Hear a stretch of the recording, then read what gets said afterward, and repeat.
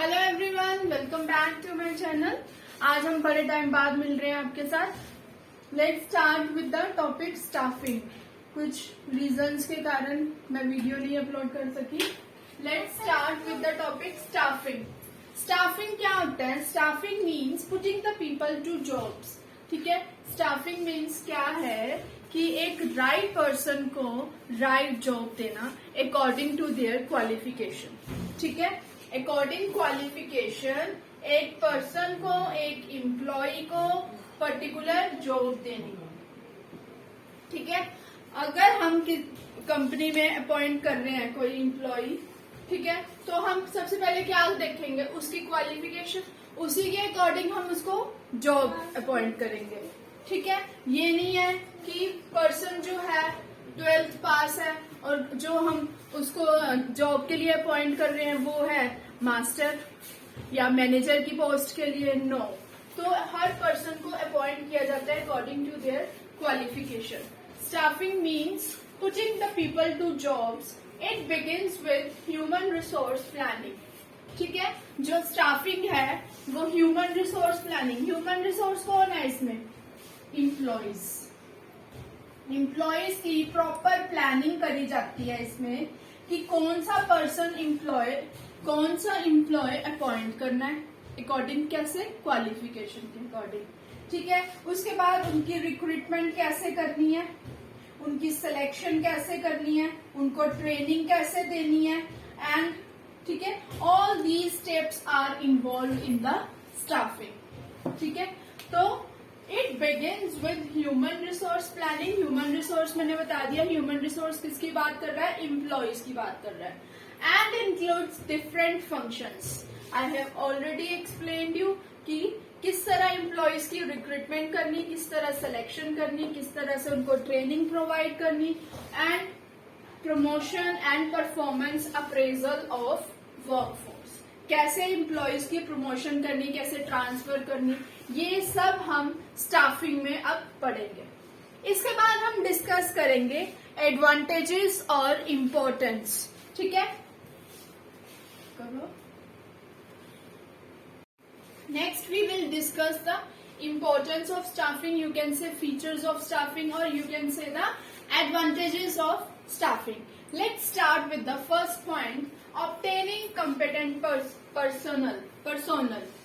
As I have already discussed that personnel किसके बारे में बात कर रहे हैं? That employees. तो मैंने पहले भी आपको बताया कि staffing means कि putting the right people to right job. तो obtaining competent personnel means कि हमने जो पर्सन अपॉइंट करा है, जब हमने जो एम्प्लॉयज अपॉइंट करा है जॉब के लिए, वो क्या है? Competent. He must be the competent. ठीक है, अगर वो कम्पिटेंट ही नहीं होगा इस जॉब के अकॉर्डिंग तो उसको रखने का फायदा ही नहीं होगा। ठीक है, जो काम हम उससे चाहेंगे अगर वो उस काम के अकॉर्डिंग नहीं काम देगा हमें, तो हमें, हमारे लिए वो क्या है? Not use. ठीक है, हमारे लिए वो कोई यूजफुल नहीं है। तो ऑब्टेनिंग कॉम्पिटेंट पर्सोनल मीन्स कि जो हम अपना एम्प्लॉय सेलेक्ट कर रहे हैं इस प्रोसेस में, वो क्या होना चाहिए? कॉम्पिटेंट होना चाहिए। Placing right person at right job. ठीक है, एक सही पर्सन को सही जॉब दी जाए according to their qualification. Next one is continuous growth. जब हम स्टाफिंग में पर्सन को एम्प्लॉयज को अपॉइंट कर रहे हैं, ठीक है, उसकी जॉब के अकॉर्डिंग, तो जो पर्सन है, जो एम्प्लॉय है, वो वर्क करेगा। ठीक है, अपने मन से अपने टारगेट्स को, अपने ऑब्जेक्टिव्स को अचीव करेगा। ठीक है, जिससे हमारी जो ऑर्गेनाइजेशन की ग्रोथ है वो होती जाएगी। ठीक है, अगर हमने एम्प्लॉयज ही सिलेक्ट जो है वो सही नहीं करा तो हमारी जो ग्रोथ है ऑर्गेनाइजेशन की वो भी नहीं होगी। तो जो अगर हमने राइट पर्सन राइट जॉब के लिए हमने सिलेक्ट करा है तो हमारी ऑर्गेनाइजेशन की ग्रोथ बढ़ती जाएगी। उसके बाद है ऑप्टिमम यूटिलाइजेशन ऑफ पर्सोनल। हमने अपॉइंट करा है पहले तो अपॉइंट करने के प्रोसेस मैंने आपको बताया कि रिक्रूटमेंट के जो अगले मेथड्स हम डिस्कस करेंगे, ठीक है। फिर उसके बाद उसकी सिलेक्शन किस बेस पे करी जाती है, कैसे करी जाती है, वो भी हम आपके साथ डिस्कस करेंगे, ठीक है। अगर हम इन प्रोसेस से उस पर्सन की सिलेक्शन कर रहे हैं, ठीक है, तो क्या होगा, हमारी ऑप्टिमम यूटिलाइजेशन ऑफ पर्सोनल, क्योंकि जो एम्प्लॉय है उसको पता है ऑर्गेनाइजेशन में कि मेरा क्या काम है, ठीक है। तो हम भी ऑर्गेनाइजेशन में उतने ही पर्सन्स जो है अपॉइंट करेंगे जितने हमें जरूरत है। अगर हम जरूरत से ज्यादा नहीं करेंगे, ना हम कम करेंगे, अंडर यूटिलाइजेशन करेंगे, ना ही हम ओवर यूटिलाइजेशन ऑफ एम्प्लॉयज करेंगे। We will do only optimum, हम सिर्फ उतने एम्प्लॉयज की अपॉइंटमेंट करेंगे जितनी हमारी ऑर्गेनाइजेशन में नीड है। Next one is improve job satisfaction and moral of employees, ठीक है। अब इम्प्रूव जॉब सेटिस्फेक्शन, हम उसको एम्प्लॉयज को जॉब में सिलेक्ट करते हैं कैसे, according to their qualification, right. Qualification के अकॉर्डिंग हम उसको अपॉइंट करते हैं, तो जिससे पर्सन को भी क्या होगा, अपनी जॉब सेटिस्फेक्शन होगी। क्यों होगी, क्योंकि उनको पता है कि हमारी जो सिलेक्शन हुई है वो हमारी क्वालिफिकेशन के बेस्ड हुई है। अगर एम्प्लॉय की जो है क्वालिफिकेशन के बेस नहीं होगी, अगर वो ज्यादा पढ़ा हुआ है पर उसकी जो जॉब है वो पीएम की या एक क्लर्क की कर रहा है, तो he will not satisfied with his job, ठीक है। तो वो पर्सन क्या है, वो अपनी जॉब सेटिस्फाइड नहीं होगा। तो ये इससे क्या है, हमने अपनी जो पर्सन को, एम्प्लॉय को अपॉइंट करना है वो किस बेसिस पे करना है, राइट क्वालिफिकेशन के बेसिस। तो जिससे जॉब सेटिस्फेक्शन भी इम्प्रूव होती है और moral of employees will also get boost. क्यों, हमारा जो एम्प्लॉयज के मोरल कैसे बूस्ट होता है, उनको ट्रेनिंग प्रोवाइड करनी टाइमली टू टाइम, ठीक है, उनको प्रमोट करना, जिस एम्प्लॉय की प्रमोशन की जरूरत है उनको प्रमोट करना, ठीक है, उनकी प्लेसमेंट करनी, तो जिससे एम्प्लॉयज का मोरल भी क्या होता है, बूस्ट होता है। तो ये था हमारा इम्पोर्टेंस ऑफ स्टाफिंग। इसके बाद हम डिस्कस करेंगे प्रोसेस ऑफ स्टाफिंग। स्टाफिंग का प्रोसेस क्या है।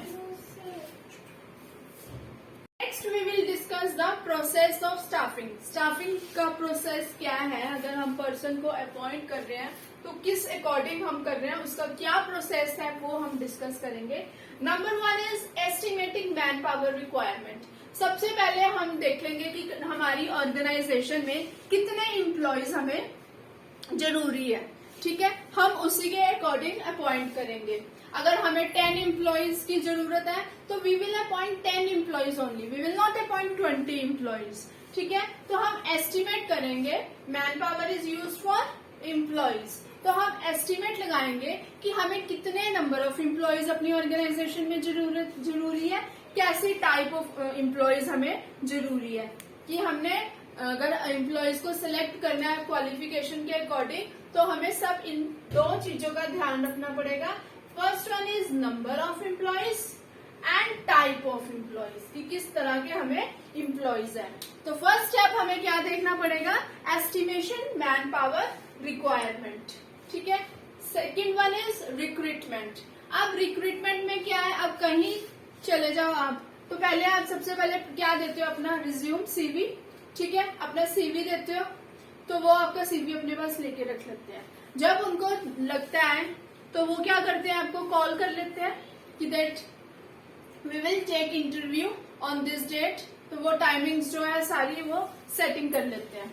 तो ऐसे ही एक ऑर्गेनाइजेशन में भी होता है कि जब हमने सही पर्सन को आइडेंटिफाई करना है कि सही जॉब के लिए, ठीक है, तो हम इसमें क्या करेंगे कि जो एक ऑर्गेनाइजेशन है, पहले तो वो फर्स्ट प्रेफरेंस वो किसको देगी, जो ऑर्गेनाइजेशन में काम ऑलरेडी कर रहे हैं इनसाइड द ऑर्गेनाइजेशन, ठीक है, जो एम्प्लॉयज ऑर्गेनाइजेशन के अंदर काम कर रहे हैं उनको किस अकॉर्डिंग वो देगी, उनकी प्रमोशन के अकॉर्डिंग, ठीक है, उनकी प्रमोशंस करेगी, प्लेसमेंट करेगी, ठीक है, ट्रांसफर्स, ठीक है, जिससे वो एम्प्लॉयज, मैंने आपसे पहले भी डिस्कस करा कि जिससे मोटिवेशन मिलती है एम्प्लॉयज को काम और बढ़िया करने की, ठीक है। उसके बाद वो सिर्फ जो वर्कर्स ऑर्गेनाइजेशन में काम कर रहे हैं सिर्फ वही नहीं उनकी प्रायोरिटी होगी, सेकंड जो होगी उनकी, that one is outside the organization. वो जो कंपनी में काम नहीं करते, जो बाहर के लोग हैं, उनको भी मौका देना, ठीक है, कि हमारी कंपनी में आके काम करो। उनकी भी, एम्प्लॉयज की भी हमने क्या करनी, रिक्रूटमेंट करनी। नेक्स्ट है हमारे पास सिलेक्शन। अब इतने सारे ऑप्शन में से हमने एक बेस्ट वन सिलेक्ट करना है, ठीक है। हमने सीवी तो इतने सारे अपने पास रख लिए, हमने क्वालिफिकेशन के अकॉर्डिंग भी देख लिया, पर हम सिलेक्ट कौन सा करेंगे, बेस्ट वन, जो हमारी ऑर्गेनाइजेशन में सूट करेगा। We will select that employee only. Next है हमारा placement and orientation. Placement and orientation मैंने आपको पहले भी कहा है, अगर हम एम्प्लॉयज की प्लेसमेंट करेंगे, ठीक है, तो जिससे एम्प्लॉयज क्या होते हैं, मोटिवेट होते हैं, ठीक है। तो पहले हम सबसे पहले उसको अपॉइंट करेंगे और अपनी ऑर्गेनाइजेशन में अपॉइंट करेंगे, उसको जॉब लेटर इशू करेंगे, ठीक है। फिर उसके बाद ओरिएंटेशन मीन्स इंट्रोडक्शन, कि ऑर्गेनाइजेशन की इंट्रोडक्शन देनी, कि हमारा ऑर्गेनाइजेशन कैसा है, कैसे एम्प्लॉयज के साथ आपने काम करना है, ठीक है, कैसे आपने डील करना है, कैसे आपके ऑब्जेक्टिव्स होंगे। All these are discussed in the orientation, ठीक है। ओरिएंटेशन में क्या डिस्कस करा जाता है, इंट्रोड्यूस करवाया जाता है हर एक एम्प्लॉयज के साथ, उनको बताया जाता है कि तुमने ऑर्गेनाइजेशन में अपना क्या काम करना है, ठीक है। All these details are given in the orientation. उसके बाद है ट्रेनिंग एंड डेवलपमेंट। अगर हम अपने एम्प्लॉयज को ट्रेनिंग ही नहीं प्रोवाइड करेंगे, ठीक है, अगर वो जैसे ट्रेनिंग में क्या है कि जो नए नए टेक्निक्स, जो नए नए मेथड्स आते रहते हैं, उससे हमें पता चलता रहता है कि ऑर्गेनाइजेशन हमारी जो है सरवाइव कर रही है कि नहीं कर रही है। तो अगर हम ट्रेनिंग नहीं करेंगे, ठीक है, ट्रेनिंग नहीं प्रोवाइड करेंगे, तो जो हमारा एम्प्लॉयज है उसकी जो नॉलेज है वो वास्ट नहीं होगी, ठीक है, जिससे हमारे ऑब्जेक्टिव्स में रुकावट आ सकती है कि हम अपने ऑब्जेक्टिव्स को अचीव नहीं कर पाएंगे, क्योंकि जो एम्प्लॉयज है वो पिछली उससे चल रहा है, जो आजकल नई नई टेक्निक्स आ रही है उससे वो है ही नहीं रूबरू। तो ट्रेनिंग एंड डेवलपमेंट में क्या है कि अगर हम उनको टाइमली ट्रेनिंग प्रोवाइड करेंगे तो उससे उनको मोटिवेशन मिलती है, नॉलेज मिलती है, ठीक है। तो प्रोसेस ऑफ स्टाफिंग के लिए ट्रेनिंग एंड डेवलपमेंट भी क्या है, एक इम्पोर्टेंट प्रोसेस है। और उसके बाद हम डिस्कस परफॉर्मेंस अप्रेजल में क्या है कि हम इवेल्युएट करेंगे एम्प्लॉयज की परफॉर्मेंस की, वो कैसे अपना काम कर रहा है। उसके आगे हम एक टारगेट जो है, एक स्टैंडर्ड सेट करेंगे, ठीक है, टारगेट और ये स्टैंडर्ड सेट करेंगे जिसका सारा रिकॉर्ड उसके सुपीरियर्स उसको इवेल्युएट करेंगे कि जो एम्प्लॉयज हमने इवेल्युएट करा है वो ऑर्गेनाइजेशन में कैसे परफॉर्म कर रहा है। तो लास्ट जो हमारा इम्पोर्टेंट स्टेप है that is performance appraisal, that is evaluating the performance of the employees. Employee की परफॉर्मेंस को इवेल्युएट करा जाता है कि वो ऑर्गेनाइजेशन में जो काम कर रहा है वो सही कर रहा है या नहीं कर रहा, उसको चेक करा जाता है। उसके आगे टारगेट्स रखे जाते हैं, टाइमली टू टाइमली उसको चेक किया जाता है कि अगर वो हम टारगेट उसको दे रहे हैं वो अचीव कर भी पा रहा है। तो ये थे हमारे प्रोसेस ऑफ स्टाफिंग, ठीक है। अब नेक्स्ट हम डिस्कस करेंगे आगे इसके एलिमेंट्स ऑफ स्टाफिंग, वो करेंगे अब हम नेक्स्ट वीडियो के साथ। तब तक आज के लिए हमारा इतना ही टॉपिक, ठीक है। मिलते हैं अब हम आपके साथ नए और टॉपिक के साथ। अब तो हम मिलते ही रहेंगे, वो मैं कुछ रीजन के कारण आपसे नहीं मिल पा रही थी। तब तक के लिए don't forget to subscribe my videos and like my videos. Thank you and have a nice day.